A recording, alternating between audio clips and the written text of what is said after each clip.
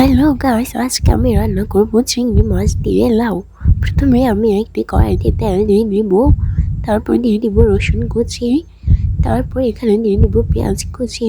সবগুলো ভালো করে নেড়ে চেড়ে একটু ভেজে নিব। যখনই পেঁয়াজের কালার লাল লাল হয়ে আসবে তখনই আমরা এখানে একটা মশলা দিয়ে দিব। মশলাটা দিয়ে ভালো করে নেড়ে চেড়ে নিব। ভালো করে ভাজা হয়ে গেলে এখানে অল্প জল দিয়ে দিব, তারপর দিয়ে দিব হলুদের গুঁড়ি, তারপর দিয়ে দিব মরিচের গুঁড়ি, দিয়ে দিব মশলা, স্বাদ মতো লবণ দিয়ে দিব। সবগুলো ভালো করে নেড়ে চেড়ে নিব, ভালো করে নেড়ে চেড়ে কষিয়ে নিব। কষানো হয়ে গেলে এখানে দিয়ে দেবো চিংড়ি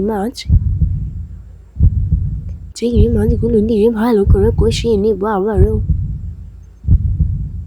তারপর এখানে দিয়ে দেবো টমেটো কুচি দেওয়ার পরে এখানে ধুয়ে রাখা লাউগুলো দিয়ে দিব।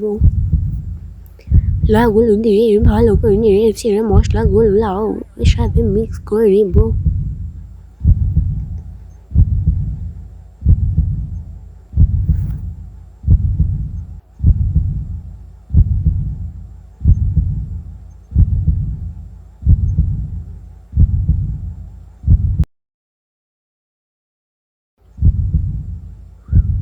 তারপরে এখানে লাউ থেকে যে জল বেরিয়ে আসবে তাতেই হয়ে যাবে।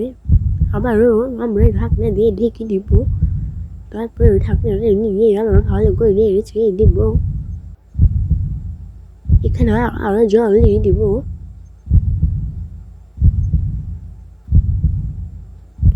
তারপর আবার ঢাকনা দিয়ে ঢেকে দিব। হয়ে গেল আমাদের লাউ।